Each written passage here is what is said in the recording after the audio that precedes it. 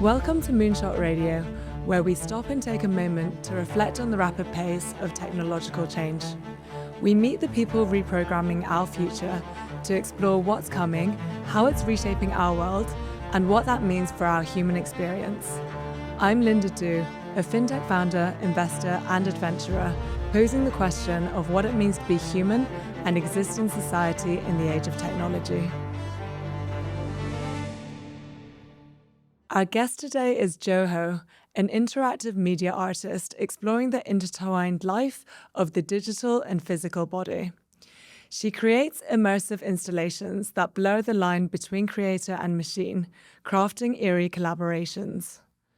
By feeding her personal notes, images, and even memories into artificial intelligence, she raises questions about what is learned and what is lost when humans and machines try to understand each other.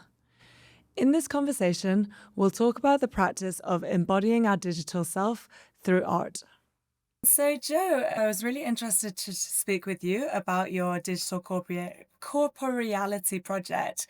So could you tell me a bit more about the project and what is meant by digital corporeality? It's like a mouthful, isn't it? Digital corporeality. Because I work with a lot of digital technology and we work with a lot of digital devices in our daily lives, right? And then the content that we interact with, it's seemingly intangible or immaterial. And it seems like we get really immersed in these digital spaces without thinking about the materiality behind the devices. My work mostly touches on this forgotten materiality. So every time I have a work, there's some element of it that like sees through the work in like a language that we understand, like through the body, through the flesh, through skeletons, right? Like X-rays, for example, which is very corporeal. Or it can also manifest in installations like excessive wires, coming from your digital devices like charger ports or power cables, or even looking at the circuit board behind a screen or something like that.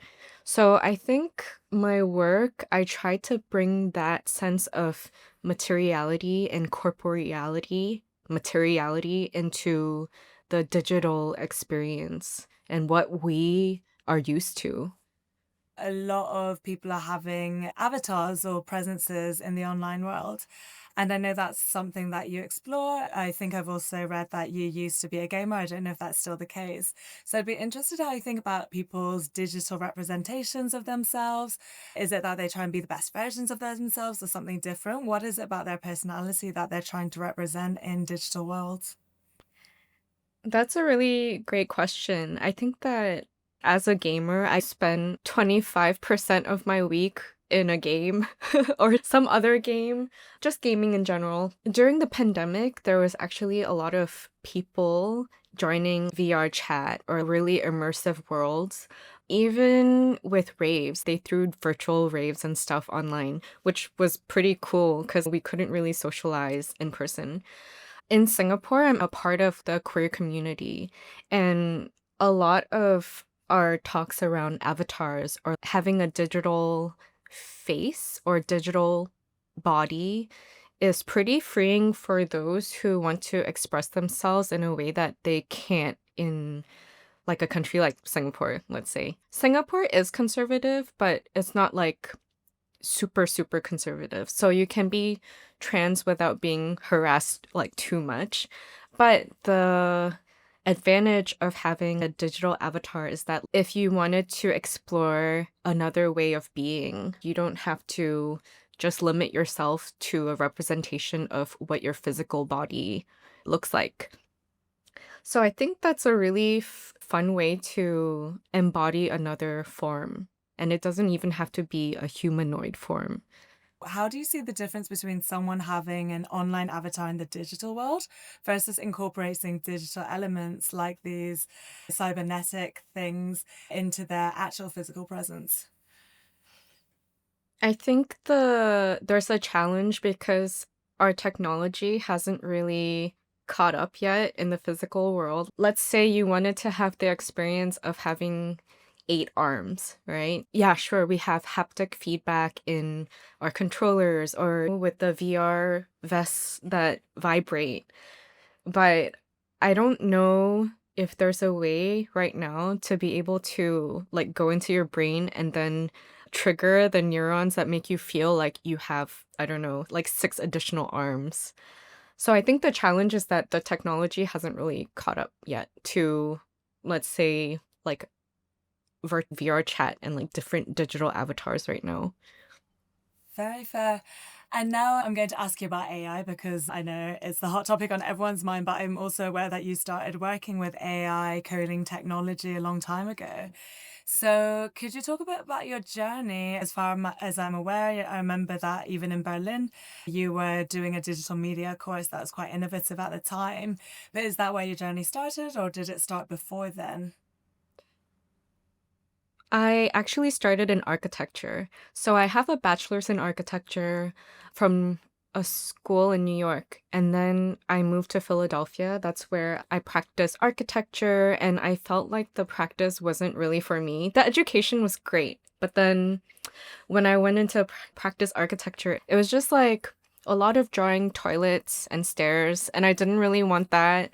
So I moved to Berlin and then I pursued this kind of not really adjacent to architecture. There's a lot of like computer programs that you can learn, game engines and generative art programs that I was really interested in. Because in architecture, you also have these softwares that you have to learn really quickly.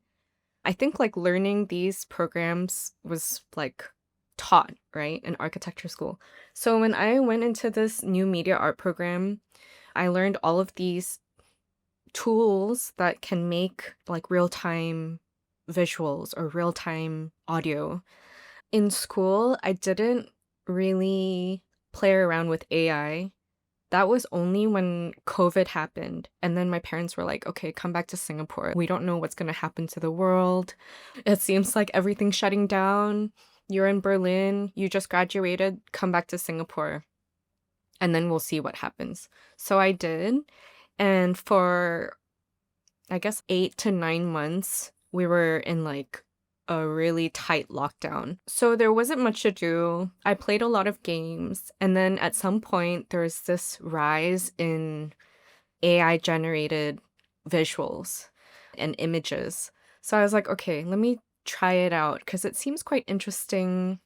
I went on this website called Artbreeder, and that was when I started to produce these AI generated images for the first time. And they were mostly like architecture focused. But it was pretty interesting because you're like the language of the website and how they combined images was through breeding. So there were like different genes that you were breeding from like characteristics of different images. So I thought that was pretty interesting, and it was more of more of a speculative exercise for me, imagining the future of buildings and the built environment in different forms and in an alien environments. Very cool. And then could I ask you also about the use of AI in your work? So both in the production part as well as in the output part. And when I'm talking about the production part, I've heard a lot of artists saying that they have challenges with the copyright and the ownership aspects, especially of generative AI. And so I'd be interested to get your view on that. And then on the production side as well, it would be great to hear about your project, a developing slate, and the role of AI in as a participant there. Yeah.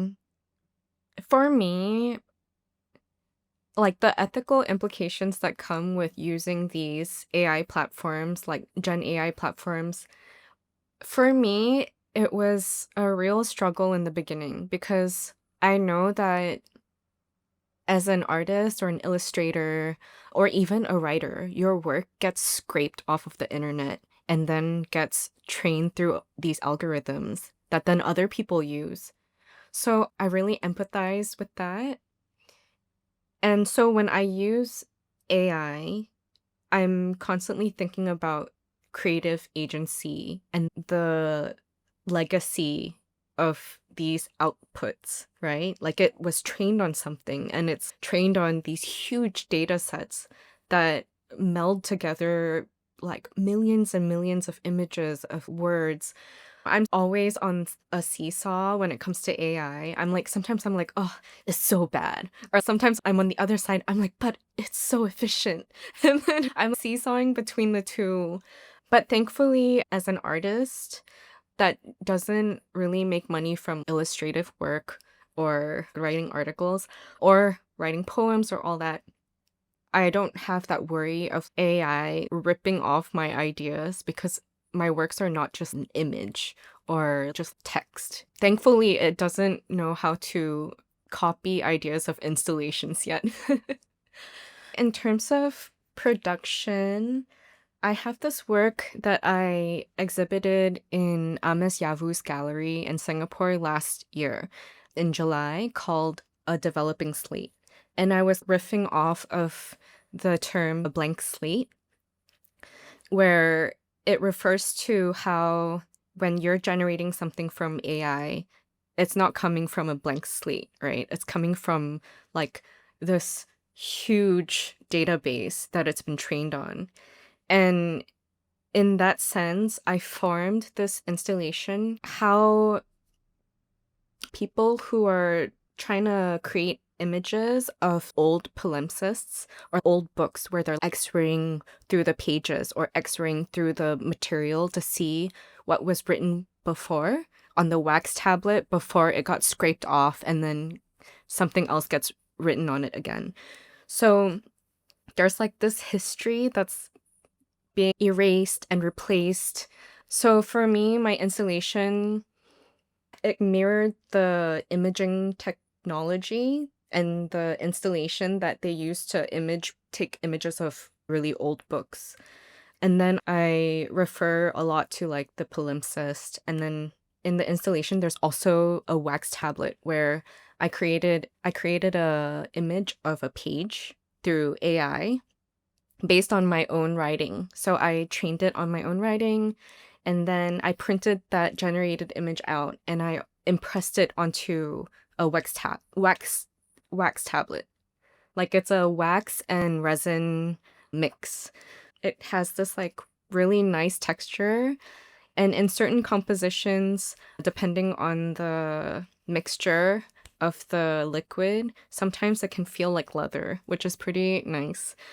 So adding this like corporeality to something that was created very digitally was pretty interesting to me. And then the outcome looked like this hybridized book where there's like the wax tablet. There was also like the digital tablet behind the wax tablet, which was playing its own visual, but it wasn't meant to be seen. It's supposed to kind of like shine through the wax tablet because it's a bit translucent. Yeah, I feel like the ideas are pretty complex. Actually, when I first made it, I was like, what did I just make? I don't understand it, you know? So in a developing slate, what was the feedback of people that you got? So what for you was the output? Was it the process of people interacting with it? Was it you developing the materials, the physical embodiment? That's when I first made it, I was kind of ashamed of it because I was like, oh, it's like this really, really small object because I'm used to creating big installations and I'm used to creating visuals that are shown on a building. So this was a really small installation work and like with a really big idea behind it. And at the point when it was exhibited, I didn't really know how to explain it. But I think it was received well. A lot of people were really intrigued by the materiality of the wax tablets because it was also a really digital exhibition where there's screens, like pixels, like just, or prints, right? There isn't anything that was like a visceral element where, because during an artist talk, I brought some of my prototypes with me and I handed it to the audience and they were all touching it and I was so fascinated by the fact that you could touch something and there's like texture. because most of the things in the room was like digital and smooth. So bringing that element to it, I think was everyone was pretty intrigued by this idea. So yeah. Did you think about the actual output of the work, like the response that your visitors had with the installation?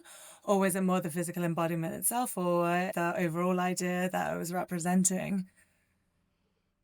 I think for me, it was more of the idea that it represented and how it might trigger different thoughts in different people. Most of my work is taking a part of the installation and prompting people to rethink their relationship with their technology, like with their digital devices.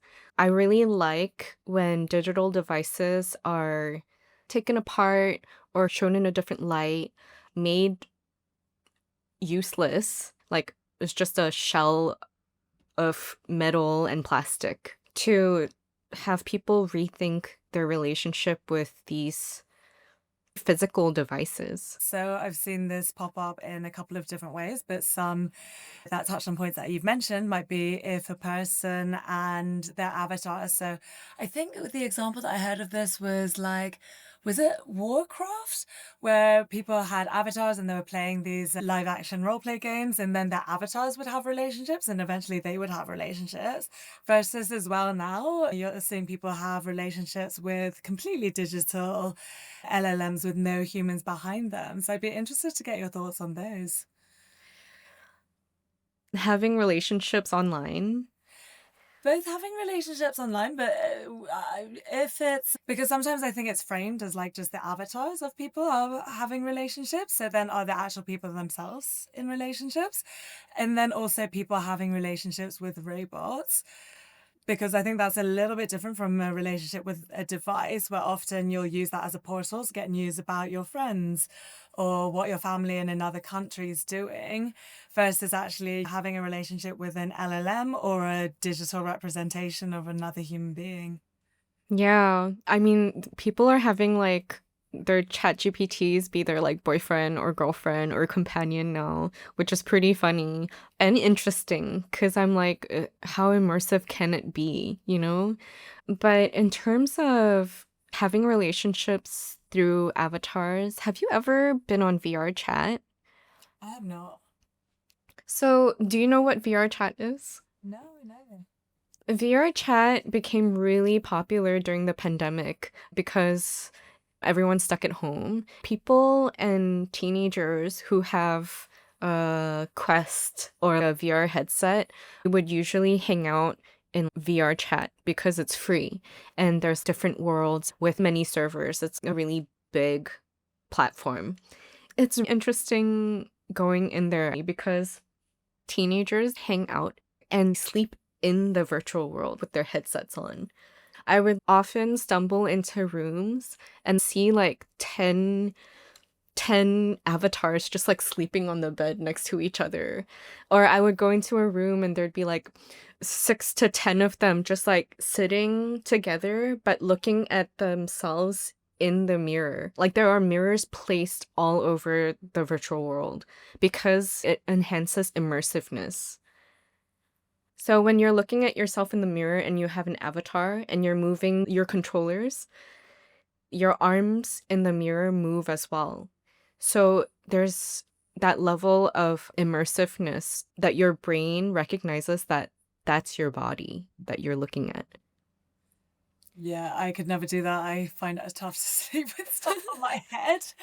But then I'm also wondering, because then why not just do that in the real world? Like, what are the barriers to just getting 10 of your mates together and having a big sleepover, right? So kind of where is the divide? Where do you draw the line? And also, because I think you mentioned as well, like if you're having a relationship with a robot, like is it really there? Is there a need for physicality in human relationships? Is that something you see as like, there needs to be a sense of like tactile and haptic feedback from a person? Yeah, I think Just like I said before, I don't think our technology is there yet, but people are trying to develop devices where you can connect to another person physically, whether it's like sex toys, let's say. You can control it with an app, and your loved one is like long distance lovers really far away, and then you can control the device that they have. Or if you have like a haptic vest or something that you can remotely control. So I think that's pretty interesting, and people are definitely developing that. But I don't know to what extent it would be super effective. It's not the same as a hug or a cuddle. You know what I mean? Also, I feel like then you get into the territory of uncanny valley as well, which is like, okay, maybe you try and make it more and more realistic. But then when you get to the point where it's feels super realistic, like you're getting with a lot of the Gen AI stock images that I'm starting to see pop up on websites all over the hmm place, where it's like there's something just off that makes it feel like slightly unsettling. Do you think we'd end up at that stage? Then we'll probably get over that hump somehow. It's uncanny until it's not. And then it's just like quite close to reality.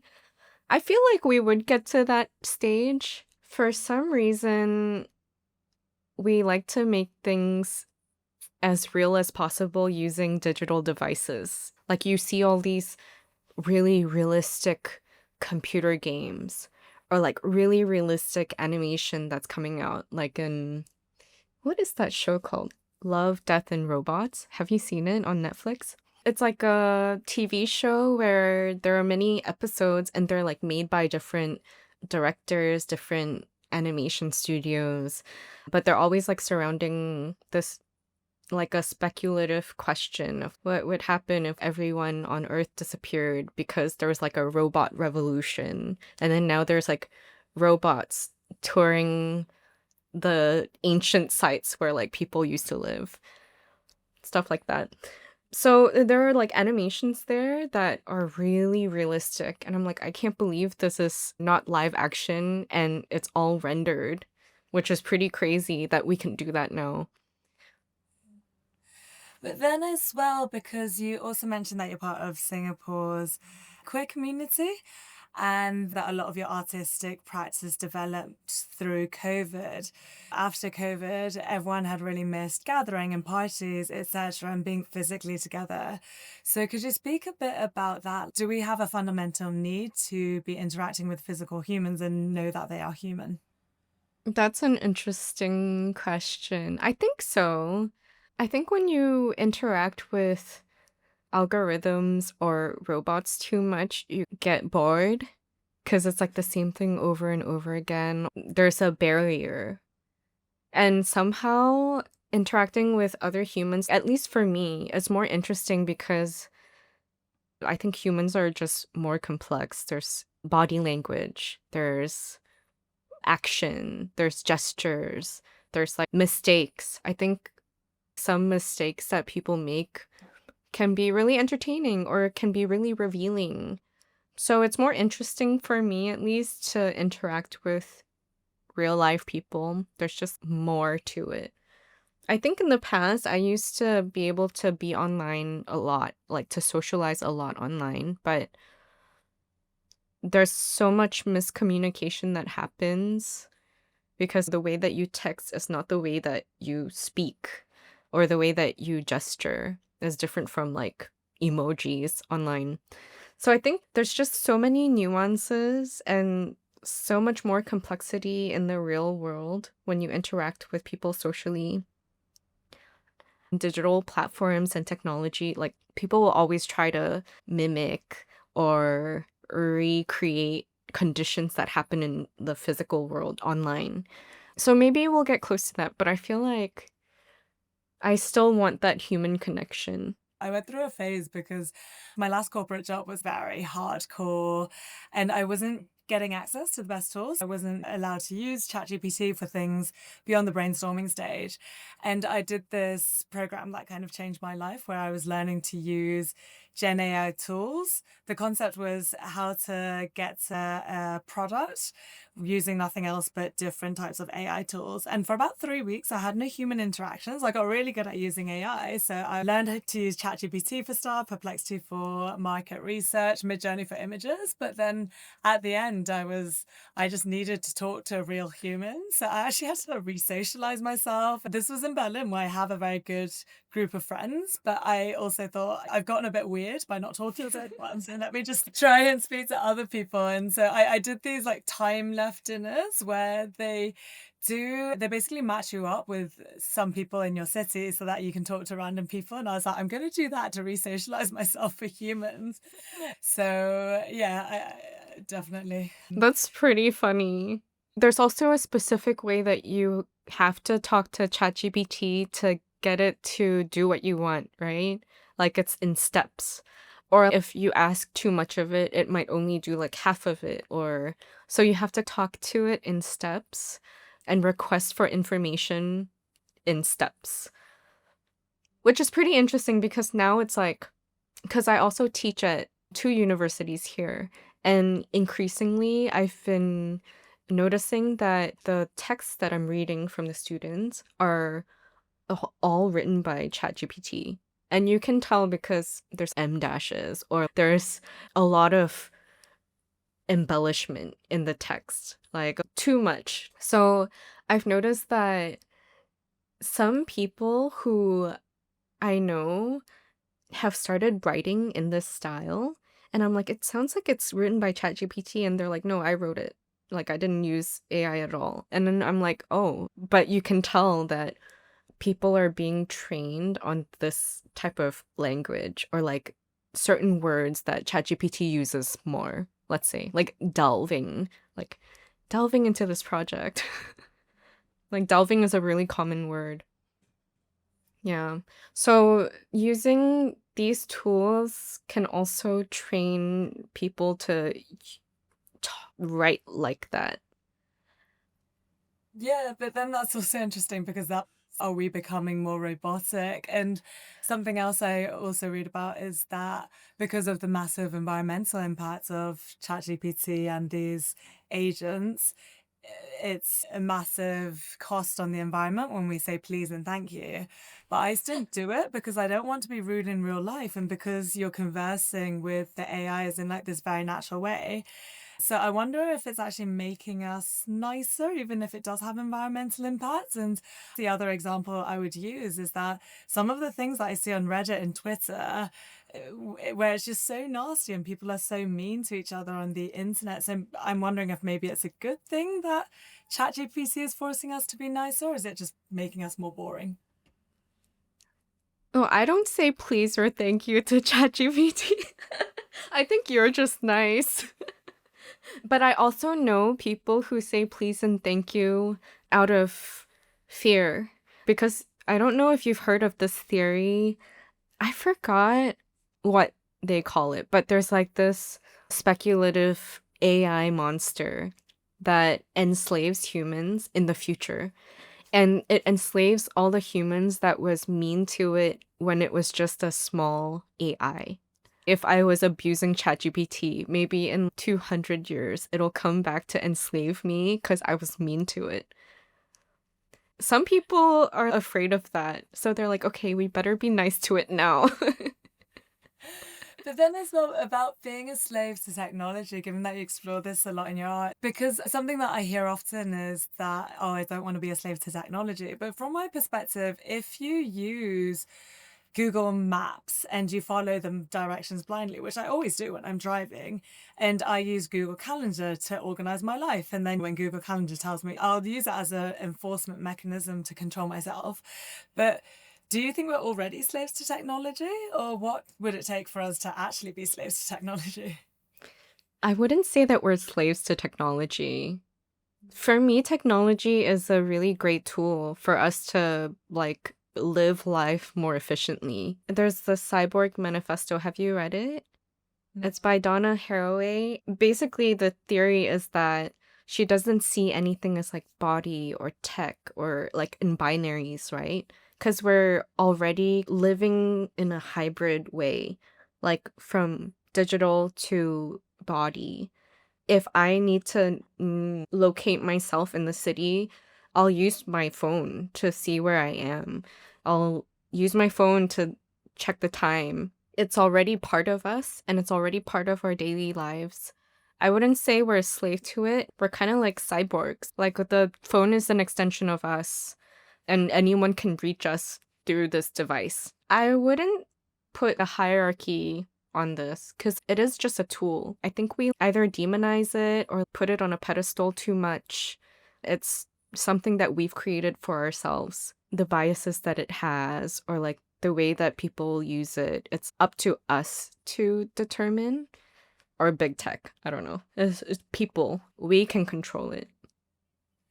And then I'd love to ask you about geographies as well. So, if I think about Singapore, you mentioned that it's quite conservative, but when you go, it's also very technologically advanced. It feels like you've stepped into the future. So, I'd be interested to hear what each of these places has given you a perspective of when it comes to both social progression, but also embrace of digital technologies and your own artistic practice and how that's been received. Yeah, and I think you can relate to some of this as well. In Berlin, like the city that I was living in before Singapore, it was very much like anti-surveillance, like very private, like your individual privacy is really important. There's no cameras on the streets. If you take a photo on the street and someone walks by, it's like invading their privacy, right? So in Singapore, there are like cameras everywhere. It's like a really safe city because if you steal, I don't know, an apple from a tree, they're gonna find you and arrest you. No, it's not that extreme. It is extreme in the sense that if you do steal something from a restaurant, let's say, they can find you. If you stole like a sculptor, they could find you potentially and track where you've been. So Singapore is intensely digital in that sense as well. In New York, I think I learned a lot about local cultures. The underground was really important for me there because I spent a lot of time in the local club scene. So my attachment to local music scenes begun actually in New York. Yeah, and I also brought it over to Berlin, where all my friends were also part of the music scene, like the creative scene in general.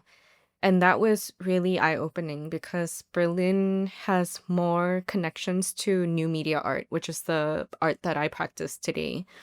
And that's where I also learned this new language of creating installations using generative art or even AI.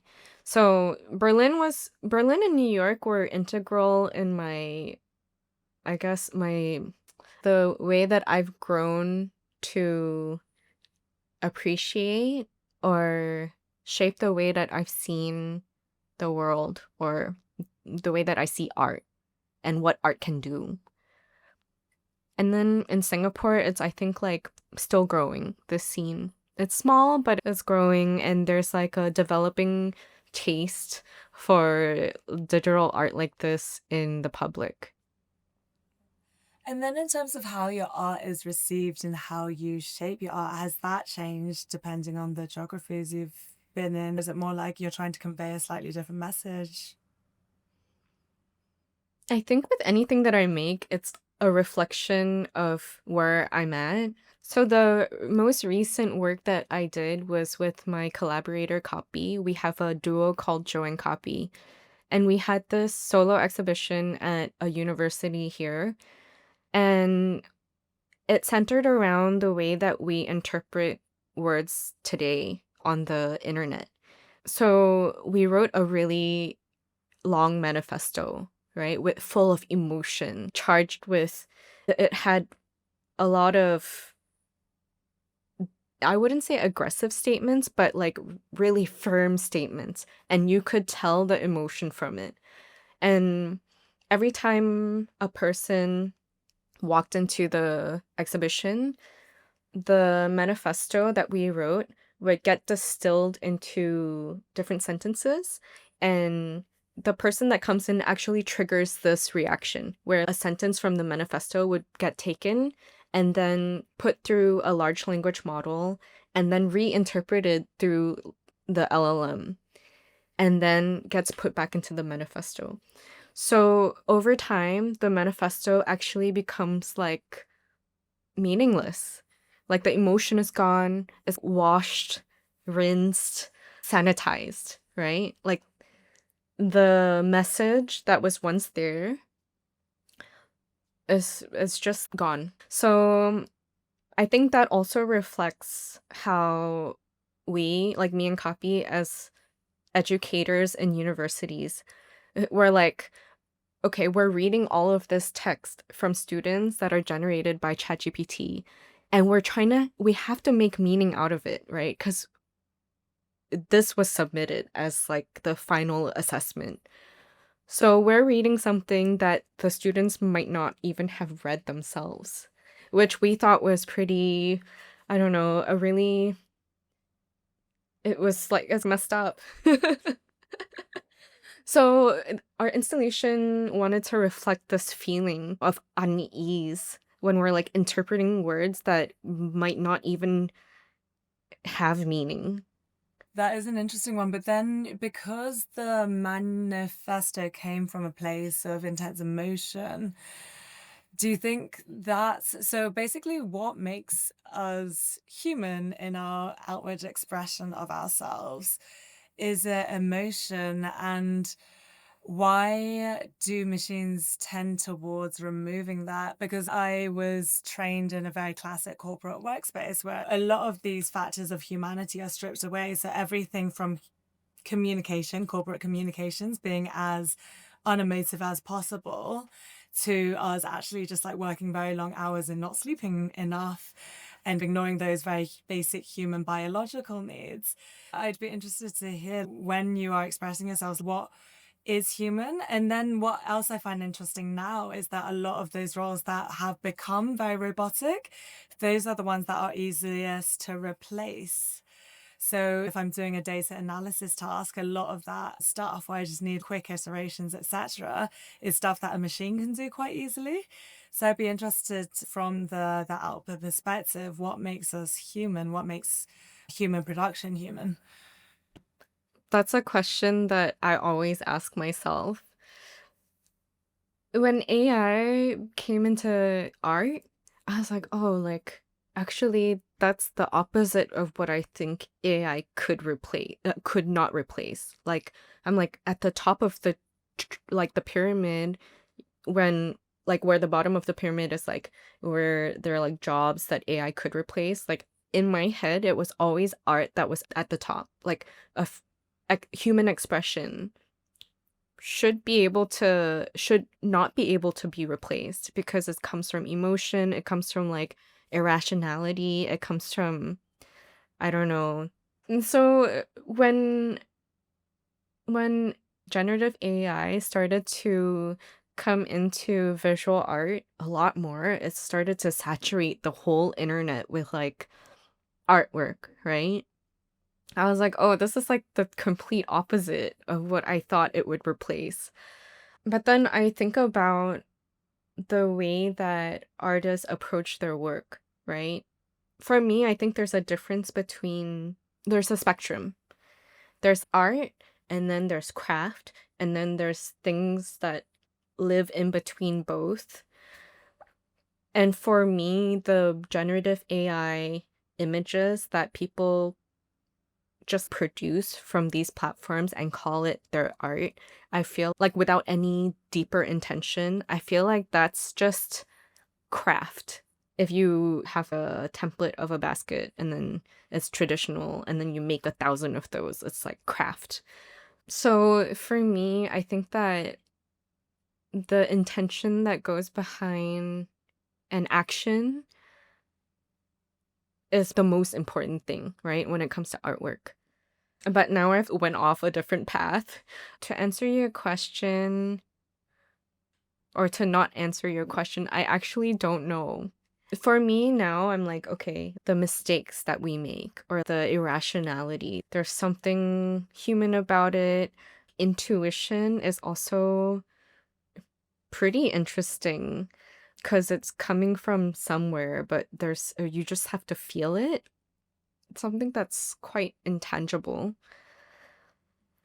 But I don't know how to answer that question. I think that's why I'm flailing around so much. Fair enough. I think many people are also struggling to come up with answers. As an artist, what are the themes that you're exploring at the moment? What are some of the other big questions that you're thinking about? And if you are able to share a sneak preview, some of the things that you are working on. I think platforms like the blockchain or NFT platforms, I feel like it would be really interesting to see how that can be more democratized, where NFT platforms are not just a space for selling and owning work and not just a place to exchange value. I feel like there could be really interesting ways for people to use the blockchain. But I don't know what it is yet. I think that's still something that I have to do more research on. Me and Copy were pretty interested in using platforms in specific ways. One of our artwork is Enzyme. Enzyme 1 is all about showing works on digital screens and visitors coming to own. This is on a closed system. So they come in, they scan a QR code, they have the option to own them. And once they own them, it triggers like a block on the screen that obscures a part of the work. And then over time, this block can infect other blocks. So the more that people try to own the artwork, the more it disappears. By the end of the exhibition, all of the visuals are gone from the screen because it's just obscured based on its perceived value by the public. So I think we also really like to touch on the value, like digital value of things or value that we ascribe to digital objects. And then how these platforms can work in different ways to expose this relationship. And I was surprised actually when you initially said NFTs because I think everyone saw the woo and then the Yeah. back down, less happy times of NFTs. But you're right that it was really NFTs. They were demonstrating ownership. But then one of the other key features of the blockchain is stuff like immutability and the fact that every transaction you have is recorded there. So I really like the idea of showing the idea of some things like consumption through the blockchain storytelling is super fascinating. Yeah, totally. It is about consumption. It is about like value of assets. So yeah, we really like to think of our works as thought experiments, like objects or installations that explore a different way of being or a different, like exploring the relationship that people normally would have with certain platforms or devices and then turning it on its head. Amazing. This was super insightful. So that came to the end of all the topical questions that I had. And I was wondering if we could end on a note of two simple questions. So one would be what makes you hopeful about the future? And the other one would be what do you worry about when it comes to the future? I think for me, what makes me hopeful, like everyone's talking about techno feudalism and how like big techs have the land and then we're just like working off their land. I am hopeful for a future where I don't have to pay like 10,000 subscriptions, like monthly subscriptions, and that I could actually like own something or I don't know, like just not have money hemorrhaging out of my account on these subscriptions. Like everything now is like behind a paywall or a subscription. So I'm like, I wonder if there's a better way where everything, I don't know, like it's more democratized or going back to the good old days in like the early 2000s where the internet was like mostly free. So yeah, I'm hopeful for another type of structure. And then that's in the very near future, right? but that's all I can think about right now. And then what I'm worried about for the future, I don't know. I'm like really worried about like I'm worried about a lot of things. I think because I'm on TikTok a lot, I'm worried about like the like superficial beauty standards that's like arising. I'm also worried about like the rise of anti-intellectualism, right? That's coming up.